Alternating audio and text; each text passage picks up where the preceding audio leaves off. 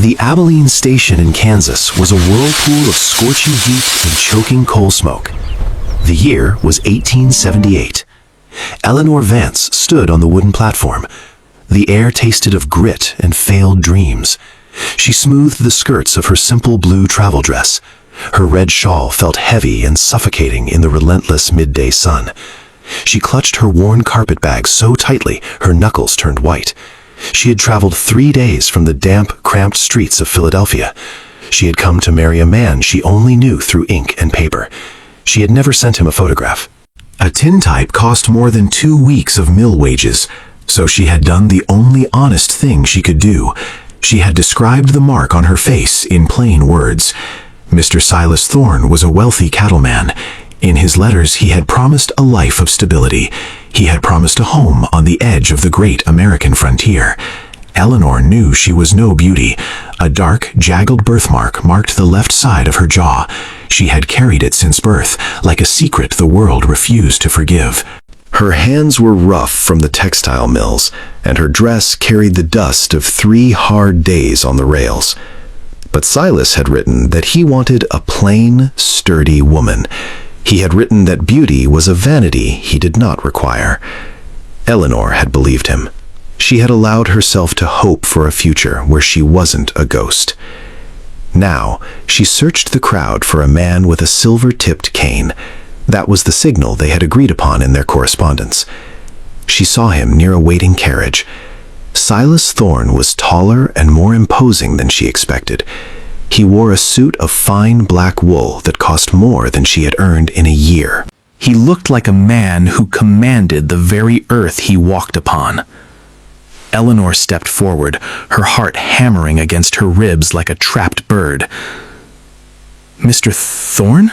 she asked softly. Her voice was barely a whisper over the hiss of the steam engine. The man turned. He adjusted his spectacles and looked at her. He did not look at her eyes. He looked directly at the dark mark on her face. His expression shifted from curiosity to sharp, jagged revulsion. He recoiled as if she were a ghost or a leper. "Good heavens," he muttered. The words felt like a physical blow to Eleanor's chest. "I am Eleanor Vance," she said, trying to keep her chin high. "I have the letters you sent, sir." Silas stepped back toward his polished carriage. He didn't even reach for her heavy bag. "There has been a terrible mistake," he said loudly. Several people on the platform turned to stare. "I asked for a plain woman," he said. "Not a woman with a devil's mark on her face." The heat of shame rose in Eleanor's neck. It was hotter and more painful than the Kansas sun. "I told you I was not fair of face, sir," she reminded him. "I told you I was a worker, not a parlor ornament." Silas let out a cold, mocking laugh. "I have a reputation in this town. I cannot have the neighbors whispering about my choice. I require a wife who can at least host a dinner without frightening the guests." He reached into his pocket and pulled out a gold coin. He dropped it onto the bench beside her, as if even handing it to her would soil his glove. "Take the next train back to the east. Consider it payment for your wasted time and my disappointment." He turned his back on her. He climbed into his carriage and signaled the driver. What happened at that station is shown only to reveal the cruelty of shallow judgment. This story does not glorify humiliation or hatred.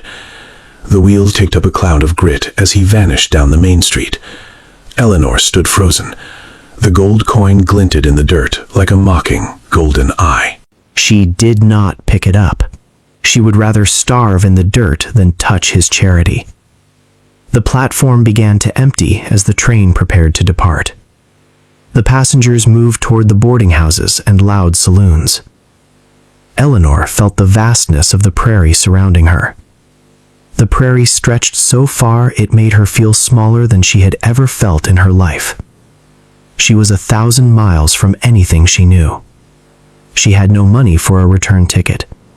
She had no home to go back to, even if she did. A sob rose in her throat, but she choked it down with practiced iron. She had learned long ago that tears changed nothing in this hard world. She looked at her reflection in a dusty window of the station office. She saw the ugly bride the town was already whispering about. She felt a shadow fall across her. A man was standing a few feet away. He was tall and lean, like a tree that had survived many storms.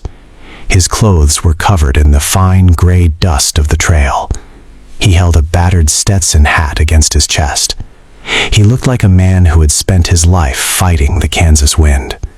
Behind him, two small figures were peeking out from behind a wooden pillar. They were two little girls, perhaps 5 years old. They had identical golden braids and matching soot-smudged faces. The man stepped closer. His boots made a slow, rhythmic thud on the dry planks. He had eyes the color of a winter sky after a long rain. They were tired eyes, but they held no cruelty and no pity. "Ma'am," he said. His voice was a deep, low rumble that felt like thunder in the distance. Eleanor didn't look at him. "If you've come to laugh, please be quick about it," she said. Her voice trembled despite her best efforts to remain steady. The man didn't laugh. He stepped into her line of sight, blocking out the sun. "I saw what happened," he said quietly. "Silas Thorne is a man who knows the price of everything and the value of nothing." Eleanor finally looked up, meeting his steady gaze. "It doesn't change the fact that I am stranded and unwanted." The man looked back at his two daughters. The girls were watching Eleanor with wide, curious eyes. They didn't look afraid of the mark on her face. They looked like they were waiting for a miracle to happen. "My name is Caleb Stone," the man said. He looked down at the hat in his hands, and for the first time, Eleanor noticed his fingers were trembling. "I run a small spread about 10 miles north of here. It's a hard life, and the house is far too quiet." He paused, twisting the brim of his hat in his rough hands. "My daughters, they lost their mother to the fever last winter. I'm a good worker, but I'm a poor hand at being a mother. Forgive me if this sounds too sudden," he said. "I would not ask a stranger if I had another road left." He leaned in a little closer. He lowered his voice so only she could hear. "My twins need a mother, Miss Eleanor, and I reckon I need a reason to keep the fire going in that house." Eleanor stared at him, her breath hitching. "You don't even know me, Mr. Stone." "I know you stood your ground when that man insulted you," Caleb said. "I know you didn't pick up that coin." "That tells me more than 100 letters ever could." The quieter of the two girls edged forward.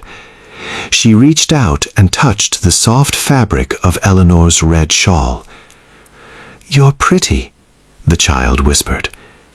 Eleanor forgot how to breathe. No child had ever looked at her face without fear or confusion. For one impossible moment, she wondered if innocence could see a truth adults had spent a lifetime refusing to notice. "You look like the lady in Papa's picture books." Eleanor felt a sharp, agonizing pang in her heart. No one had ever called her pretty, not even her own mother, who had looked at her with mourning. "This isn't a fairy tale, Miss Eleanor," Caleb said. "It's cows and dirt and long, silent nights. But you'll have a roof and a name, and you'll have two girls who will love you if you let them." Eleanor looked at the empty tracks leading back to the cold east. Then she looked at the vast, open horizon of the west. She looked at Caleb's honest, weathered face.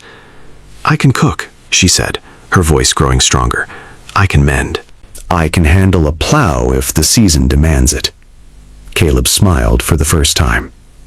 It was a small, weary smile that reached his eyes. "I don't need a plowman," he said. "I need you." He reached out his hand. It was a large hand, scarred by rope burns and years of hard labor. Eleanor took it. His grip was warm, steady, and certain. "Let's go home," he said. The wagon ride north was long and bumpy. The girls, Sarah and Martha, sat in the back. They chatted endlessly about wildflowers and meadowlarks. Caleb drove the team in silence for a long time. The Kansas prairie stretched out like a golden, infinite sea.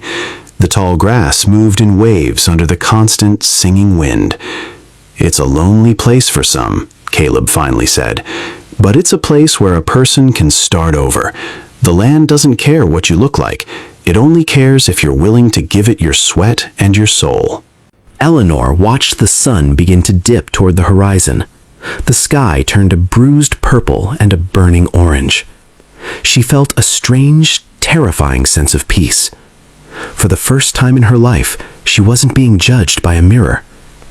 They reached the stone ranch just as the first stars appeared. The house was small, built of sod and timber. It looked lonely against the vast, darkening plain. Inside, the air smelled of cold ash and old, settled dust. It was clearly a house that had long been without a woman's touch. There were piles of laundry in the corner. The dishes on the table were chipped, gray, and dirty. Caleb looked embarrassed in the dim lantern light. "I told you I wasn't much good at the house part," he said. Eleanor didn't say a word. She took off her red shawl and folded it neatly. She rolled up her sleeves with a look of determination. "Mr. Stone, find me some fresh water and a broom," she said. She worked until the table showed its grain again. The floor smelled of clean pine, and the stove burned bright. By midnight, the little house no longer felt abandoned. It felt like someone had chosen to stay.